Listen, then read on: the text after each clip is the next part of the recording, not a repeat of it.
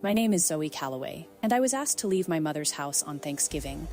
Not after dinner, not after dessert, before the turkey was even carved. I was sitting at the table I had sat at for 22 years. The same chair, the same view of the backyard through the window, the same smell of sage and butter, and the specific warmth of a kitchen that had been cooking since morning. And my mother's boyfriend looked at me across that table and said, loud enough for everyone to hear, "You know what would make this Thanksgiving better?" He paused for effect. If she wasn't here. He meant me. He was pointing at me. And my mother, the woman who had held my hand at every doctor's appointment, who had braided my hair for school pictures, who had told me 1,000 times that I was her whole world, she looked at her plate, and she said nothing. That silence was louder than anything he had said. And what happened after, what I did, where I went, who I became in the years that followed that Thanksgiving, is a story I have needed to tell for a long time. Because what nobody at that table knew, least of all my mother, was what that moment was going to set in motion. Before I take you into all of it, take a second to like and subscribe, but only if stories about surviving the people who were supposed to protect you and becoming something extraordinary because of it means something to you. Drop a comment telling me where you're watching from and what time it is there. I read every single comment, every one. Now let me take you back to the very beginning, because this story starts long before Thanksgiving.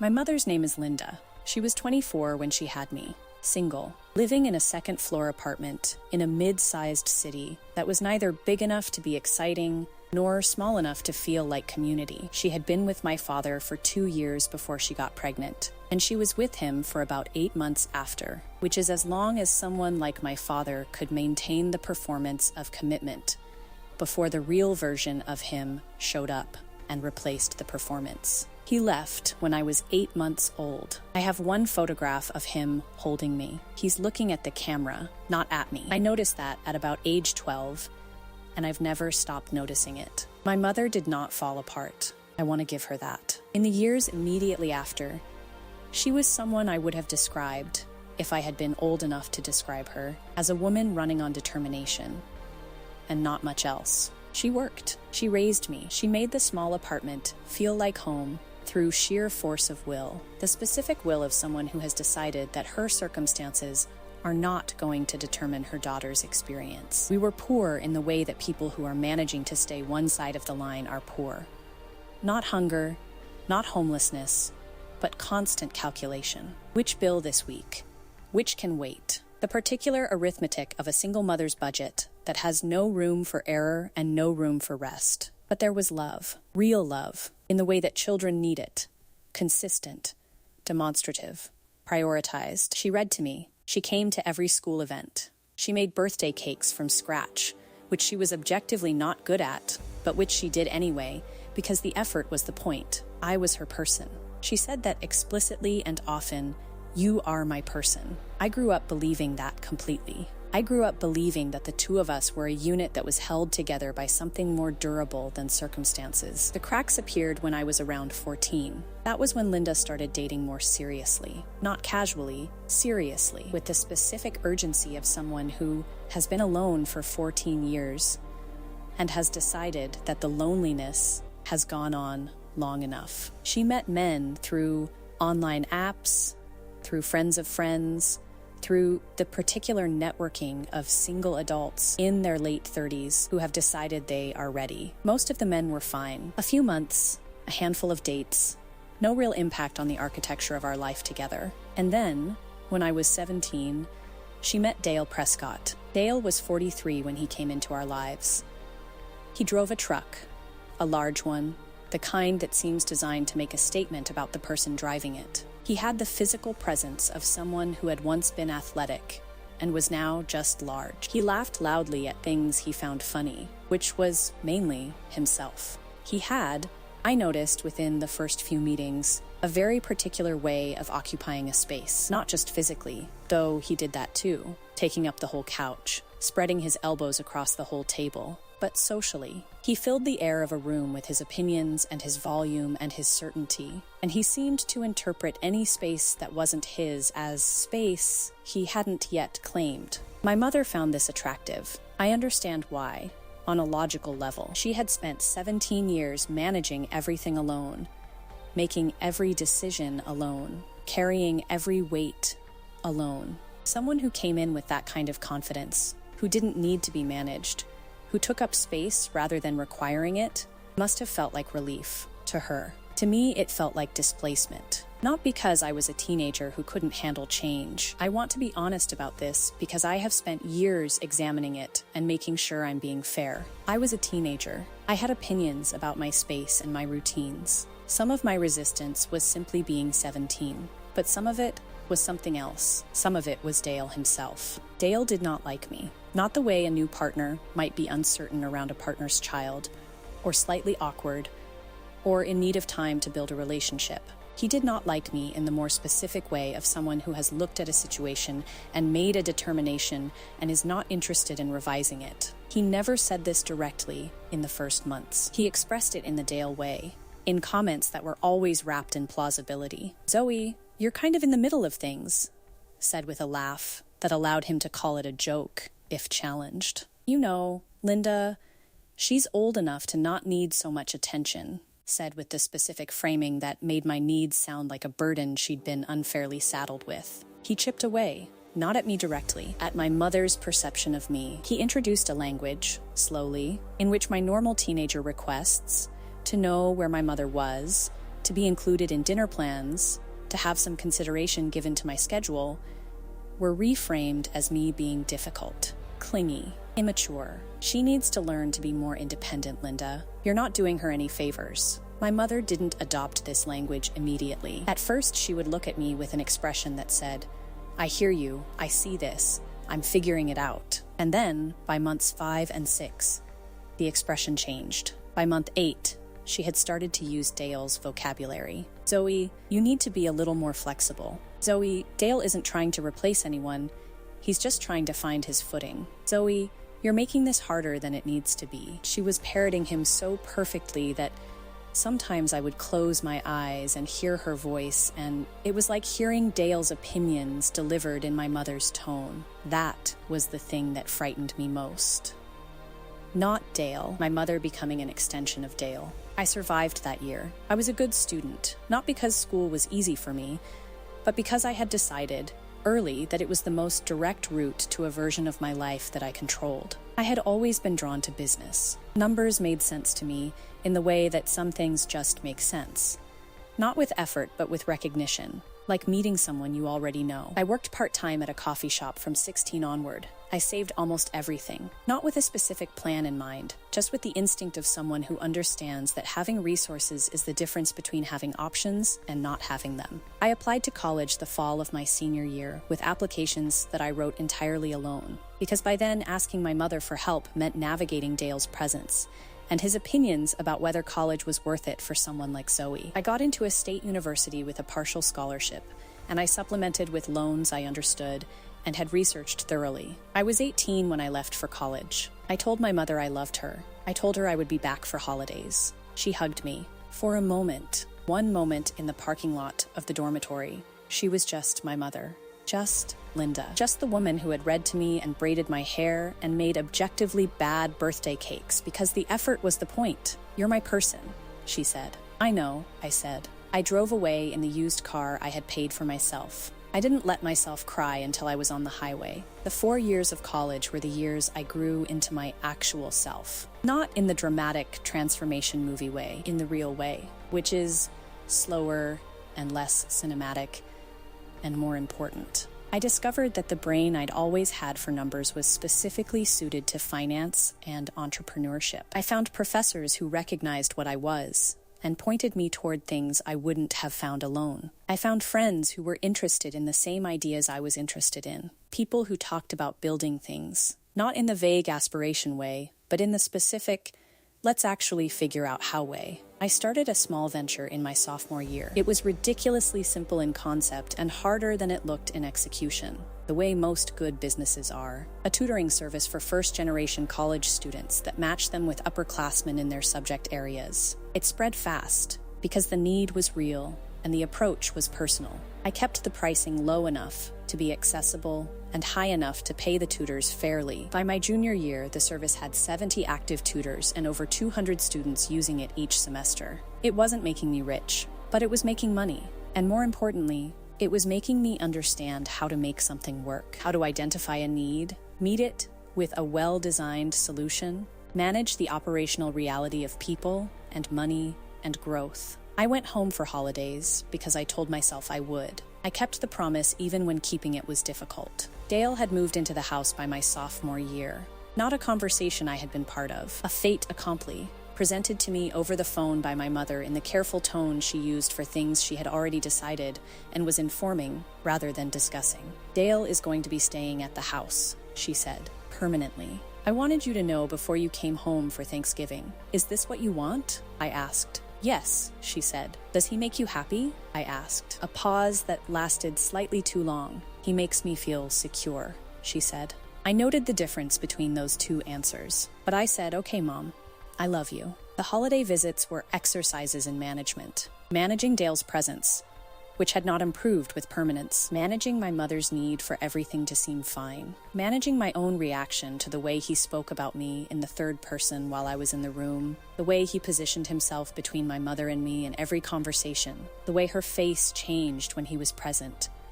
Flatter, more careful, like someone watching for a mood change in weather. I was 21 and a junior in college when I stopped staying the full holiday weekend. I came for the day. I left by evening. My mother accepted this without comment, which told me she had also accepted the reason for it, even if she couldn't say so. I was in my senior year when I came home for Thanksgiving. The last Thanksgiving I would come home for a long time. I drove to my mother's house on Thanksgiving morning. I had brought things. A pie I had made, apple, her favorite, because the gesture of bringing something had always been my way of showing up. A bottle of wine, a small gift for my mother that I had put thought into, a book she'd mentioned wanting to read in a phone call 6 weeks earlier. I arrived at 11. Dale's truck was in the driveway. I knocked on my own childhood home because I had learned in the last 2 years that walking in unannounced was not something Dale tolerated well, and picking the battle of the front door was not worth it. My mother opened it. She looked tired, not from cooking, from something older and more embedded than morning work, the kind of tired that comes from managing something exhausting for a long time. She hugged me. I'm so glad you're here, she said, and she meant it. That is one of the things I have had to hold carefully over the years. She did mean it. Whatever was happening with Dale, whatever he had done to her perceptions and her language, she loved me. That was real. And holding both truths at once is something I have had to learn how to do. The house smelled like Thanksgiving, the good smell, the smell of all the Thanksgivings before Dale, of just the two of us with a store-bought pie and whatever we could afford, of the holiday that had always been ours. Dale was in the living room watching football. He did not look up when I came in. Hey, Dale, I said. Zoe, he said, to the television. I went to the kitchen and helped my mother. This was the tradition. The two of us in the kitchen while the world did whatever the world was doing, talking over the stove. The kitchen had always been where we were most ourselves. We talked, carefully, because we had learned to talk carefully. I told her about school, about the tutoring service, about my plans after graduation. She listened with real attention, asked good questions, laughed at the right moments. For 2 hours, in the kitchen, she was just my mother. Then Dale came in. He poured himself something from the refrigerator and stood in the doorway, looking at the two of us. What are you two so chatty about? He said. Just catching up, my mother said. Zoe, you should set the table, he said. Not a request, a deployment. I set the table. Dinner was served at 2. The table was the same table I had always known, but the dynamic was not. Dale sat at the head. My mother sat to his right. I sat across from her. The conversation at dinner was Dale's territory. He conducted it. Not by force, but by the particular gravity of someone who had made themselves the center of a room for long enough that it had become structural. He talked about his work, about a project he was involved with, about opinions he had about the news and the world. He told a story about a conflict with a neighbor that he was clearly the hero of. My mother responded to him, laughed at the right moments, confirmed his positions. I was quiet, not because I had nothing to say, because I had learned, over the years of these visits, that saying things in Dale's presence required a calculation. Was it worth the response? Was it worth the energy? I was eating my food and thinking about the drive home, the drive back to my apartment, to my life, to the version of myself that existed outside this house, when Dale put his fork down. He looked at me across the table. "You know what would make this Thanksgiving better?" he said. I met his eyes. I didn't know what was coming, but I knew something was coming. I had learned to read his prefaces. He paused. If she wasn't here. The table went completely still. My mother's fork stopped moving. "I'm just being honest," Dale said. "She sits there like she's better than everyone, like she's tolerating us. And I'm done tolerating that attitude at my own table." His own table. I looked at my mother. She was looking at her plate. Not at me, at her plate. "Mom," I said. She didn't look up. "Linda," Dale said. "I'm serious." And my mother, the woman who had told me I was her person, the woman who had held my hand through everything, the woman who had braided my hair and read to me and made bad birthday cakes because the effort was the point. She looked up and she said to me, in a voice that was small and tired and sounded like a woman who had run out of something, "Zoe, maybe you should just go." The kitchen was completely silent, except for the sound of the television from the other room. I looked at my mother for a long time. I was looking for her, the real version, the person underneath what Dale had made of her over the past 4 years. I found something, a flicker, a look in her eyes that was not comfort and not peace, something that looked more like a woman watching herself do something she already knew she would regret. But she didn't take it back. I stood up. I didn't say anything to Dale.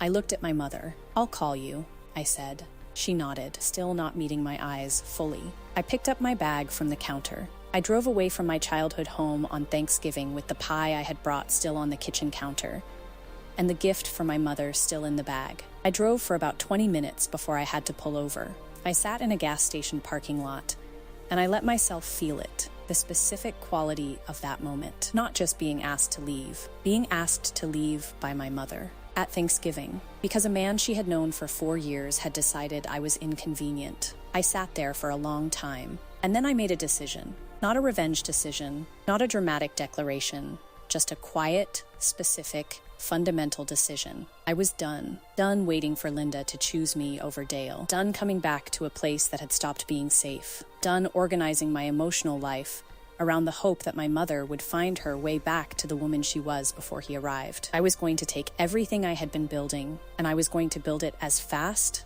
and as well as I possibly could. Not to prove anything to anyone at that table. To make my own table, on my own terms, in my own house. I started the car, and I drove forward.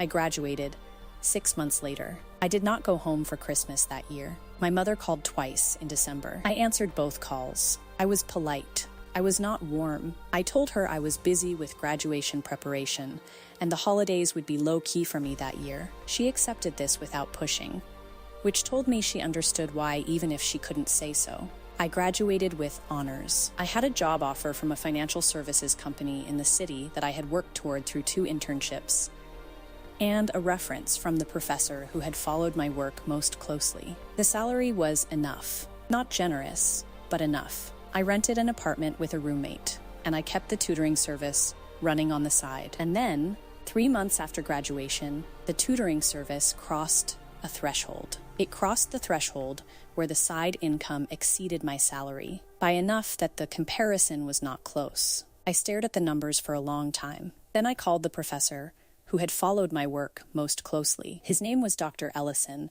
and he had the specific quality of a man who had spent 30 years in the world before returning to academia, and who therefore had the rare ability to look at a young person's work and see it in both the theoretical and practical dimensions simultaneously. "I think the service can scale," I told him. "I've been waiting for you to say that," he said. "Tell me your model." We talked for 2 hours. He introduced me to a woman named Petra Singh, who ran a small seed fund focused on edtech startups. She had the specific quality of someone who had seen 1,000 pitches and stopped being impressed by anything that wasn't backed by actual data. I had actual data. I pitched Petra on a Tuesday afternoon. I walked in with a document that showed 3 years of operational history, user numbers, retention rates, tutor satisfaction, student outcome metrics that I had been collecting since the beginning, because I had always known that the data would matter. She read the document while I sat across from her. She looked up.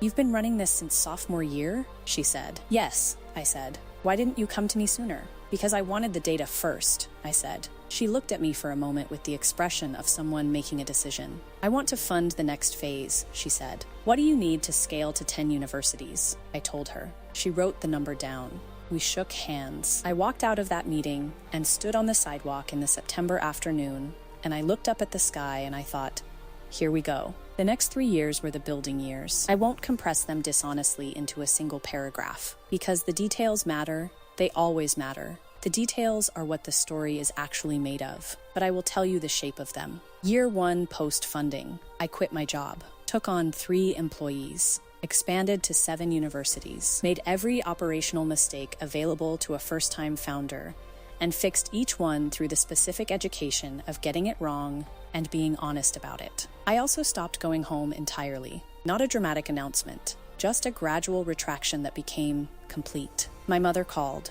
I called back. The calls were shorter each time, not because I was punishing her. I want to be clear about that distinction because it matters. I was not giving her the silent treatment. I was not engineering a consequence. I was simply protecting myself. I had learned in the years since Thanksgiving that certain relationships have a cost that I could not keep paying, that every time I returned to my mother's orbit, I re-entered the gravitational field of Dale's presence and my mother's accommodation of it. And that field had a pull on me that I couldn't afford. Not emotionally, though that was real, but practically, because what I was building required everything I had, every unit of focus and energy and belief in myself. And every conversation with my mother that ended with me sitting in a gas station parking lot crying was a unit I couldn't spare. This is not a judgment on people who make different choices. It was the right choice for me, at that time, for what I needed to do. Year 2, the platform crossed 200,000 registered users across 19 universities.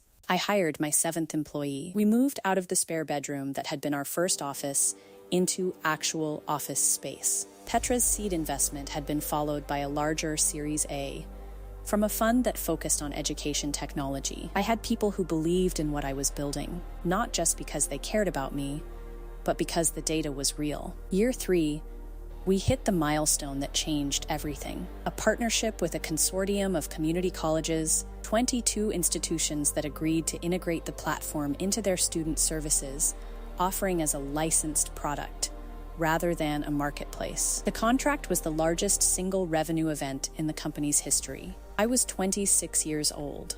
I was sitting in my office when the signed paperwork came through, and I looked at the number and I felt the specific sensation of something enormous that had been very close for a long time finally arriving. I called Dr. Ellison. He said, "Congratulations. What are you going to do next?" I laughed. "Build the next thing," I said. "Of course," he said. I called Petra. She said, "I knew it." I sat in my office after those calls, and I thought about all the people I wanted to call.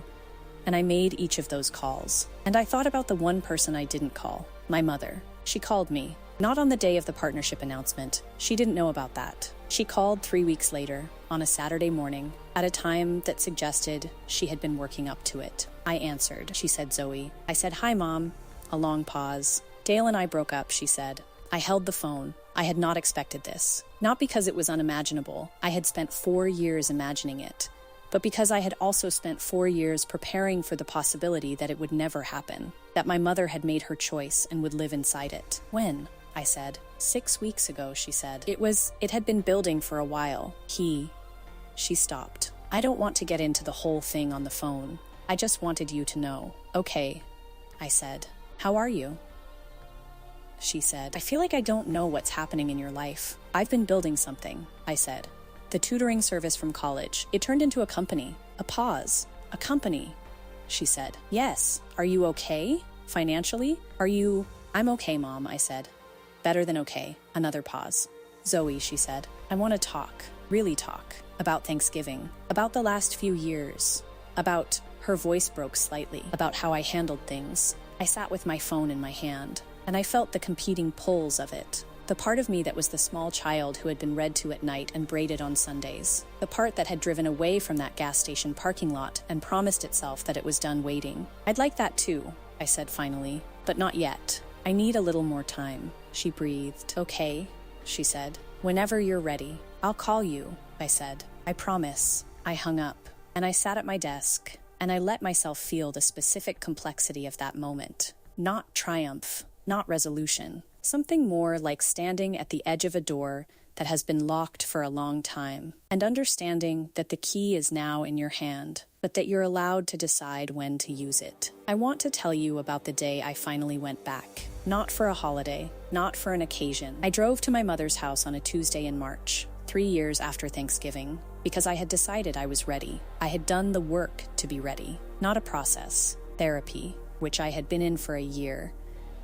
Not because I thought I was broken, but because I thought that having someone help me sort through what was mine and what I had absorbed from the situation was worth every dollar and every hour. My therapist's name was Dr. Weston, and she had the specific quality of someone who asked the same question in 17 different ways until you found the angle from which it finally made sense. She had asked me, in our last session before I made this drive, what I needed from the conversation with my mother. I had thought about it for a long time. "I need her to understand what Thanksgiving cost," I said, "not to punish her, so that I know she knows, so that when we rebuild something, it's built on honesty and not on pretending. And if she can't give you that," Dr. Weston said, "then I'll know where we are," I said, "and I'll love her from that distance." I knocked on the door of my childhood home on a Tuesday in March. My mother opened it. She looked different, not dramatically, but the tired quality that had lived in her face for years, the specific exhaustion of someone managing something draining, was less present.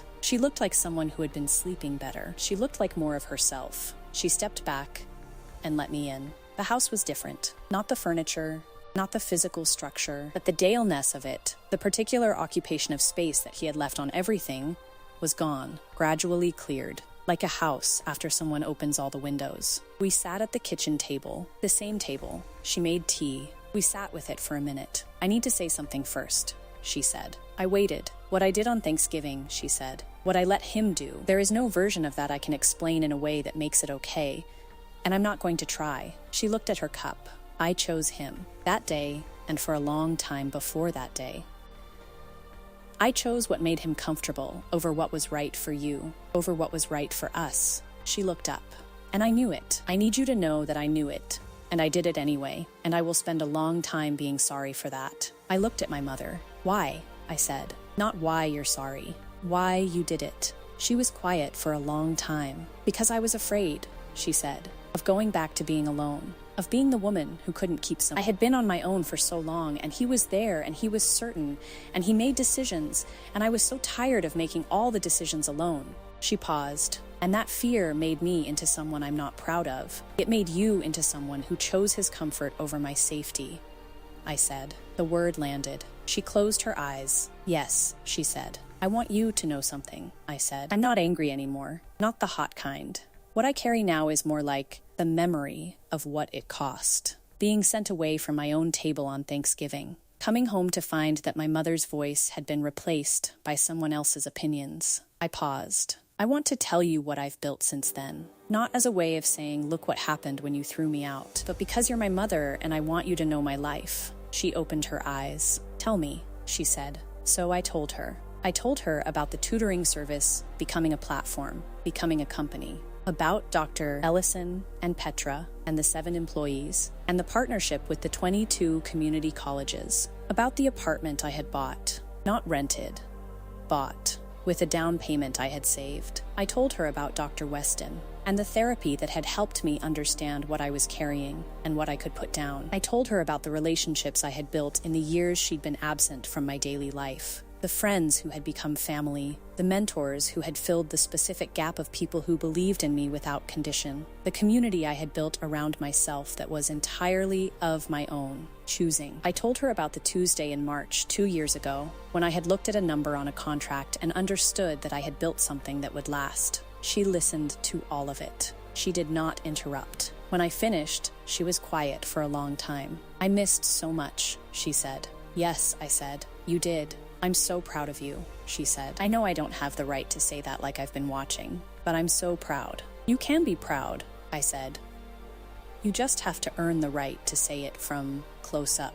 Right now you're watching from a distance. That's okay. The distance is honest." I looked at her. "I want to rebuild something with you. I mean that. But it's going to take time and it's going to take honesty, and I'm not going to pretend the last 4 years didn't happen. I don't want you to pretend," she said. "Good," I said. We sat at the table for 2 more hours. We talked about everything and nothing. About her life since Dale, the quiet of it, the recalibration, the slow process of remembering who she was before she started managing his comfort. About the catering job she'd taken, which she liked. About a friend she'd reconnected with. About my grandmother, who had been her person the way I had been meant to be her person, and who had died when my mother was 27, and whose absence my mother had never fully addressed. "I think I've been looking for someone to make it stop hurting," she said, the missing her, and I kept finding people who were loud enough to drown it out for a while. "I know," I said. "I should have looked for a therapist," she said. "Yes," I said. "You should have. You still can." She looked at me. "You sound like someone who knows about that," she said. "I do," I said. She nodded slowly. Before I left, I went to the kitchen counter. I opened my bag. I put something on the counter. She looked at it. A small box. "What's this?" she said. "The Christmas gift from Thanksgiving," I said. "I've been carrying it in my car for 3 years. I kept meaning to give it to you, and the timing was never right." I paused. "The timing is right." She opened the box. The book, the one she'd mentioned wanting 3 years ago. She looked at it for a long moment. "I don't even remember mentioning this," she said. "You mentioned it in September," I said. "In a phone call. You said a friend had recommended it." She looked up at me. "You remembered that," she said. "I always paid attention, Mom," I said. Even when it didn't seem like anyone was paying attention to me. She put her hand over her mouth, and I did the thing I had not been sure I was ready to do. I hugged her. Not the quick hug of obligation. The real kind. The kind that costs something. She held on. "I love you," she said. "I love you too," I said. I drove home. I did not cry at a gas station. I drove home, and I made dinner, and I sat in the apartment that was mine, that I owned, that I had built the means to purchase through years of relentless quiet work. And I felt something that I had not felt in connection with my mother in a long time. Hope. Not certainty. Not resolution. Hope. I want to tell you about the company now, because I want you to understand what was built. The platform is called Anchor. The name was chosen deliberately, because the function of what it provides is stability, a place to hold from when everything else is moving. Anchor now operates in over 100 colleges and universities. It has helped more than 2 million students access peer academic support since it launched. The model has expanded from tutoring into broader academic coaching, mental health navigation, and career preparation, all through the peer mentor framework that started as a simple tutoring match in a sophomore's dorm room. We have a team of 63 people. I am 31 years old. I will not tell you the company's valuation, because that's not the point of this story. The point of this story is what the company is, what it does, who it serves.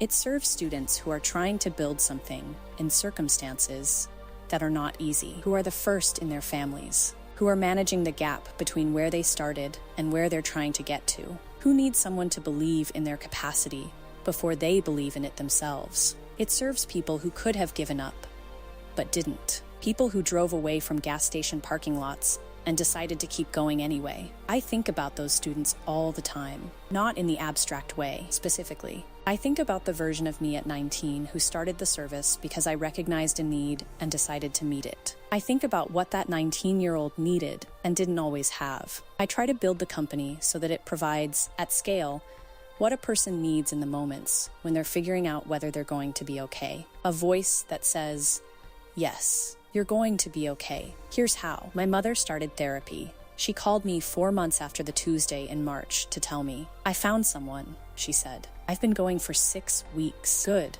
I said. "It's hard," she said. "It is at first," I said. "It gets less hard." "How do you know so much about this?" she said, with a slight laugh. "Because I've been doing it for 2 years," I said. "And because I've watched it help. We talk every week now. Real talks. Not the careful surface talks of the Dale years. Real ones, with actual content, about actual things. Her therapy and mine. The company, her job, the book she read, the one from the box, and what she thought about it. It is not the relationship we had before Dale. It is, in some ways, better, because it is honest, because it is chosen, because every week we call each other, we are both actively deciding to be in it. There is no assumption, no taking for granted, no operating on autopilot. We show up for each other because we want to. That is not a small thing. She came to our last company anniversary event. She stood in the back of the room, a large conference room filled with our team and some of our partners and a few of the students whose stories had shaped the platform.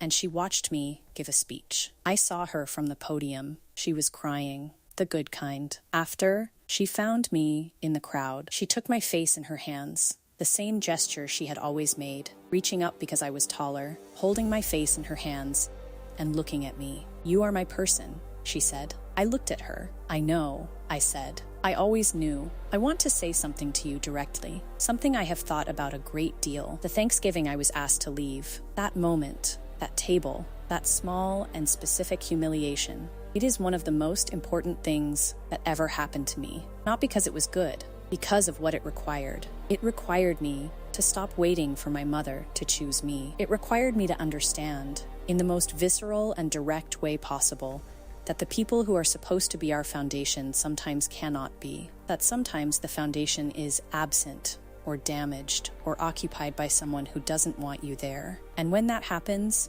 you have two choices. You can keep standing at the door, waiting for it to open, or you can build your own house. I built my own house, not metaphorically, literally. The apartment I own, the company I run, the team I've assembled, the community I've created around myself of people who chose me and who I chose back. I built a house so solid that when the original door finally opened, when my mother finally found her way back to herself, I could walk through it without needing anything from the other side. I didn't need her validation. I didn't need her to see what I had built and retroactively confirm that I was worth believing in. I already knew. I had spent 7 years making sure I knew. And that is the thing I want you to take. Whatever table you've been asked to leave, whatever moment someone looked at you and decided you were inconvenient, expendable, not worth the discomfort of standing up for, that moment is not your ending. It is, if you let it be, your beginning. The most painful rejection I ever experienced pushed me out a door and onto a highway and into a gas station parking lot where I made a decision that changed my entire life. Not because I decided to be angry, because I decided to be unstoppable. The distinction matters. Anger is a fuel, but it burns out. What I found on the other side of the anger was something steadier and more sustainable. Clarity about what I wanted, about what I was capable of, about what I was going to build with the time I had. No one gave me that clarity. The rejection gave me that clarity. Because rejection, when you refuse to let it define you, has no choice but to redirect you. And the redirect, if you follow it fully, takes you somewhere the original road never could have. My name is Zoe Calloway. On Thanksgiving, when I was 22 years old, I was asked to leave my mother's table. I left. I drove. I made a decision in a gas station parking lot, and I spent the next 7 years building something that had nothing to do with that table, and everything to do with who I found out I was when I walked away from it. I built Anchor. I built my own house.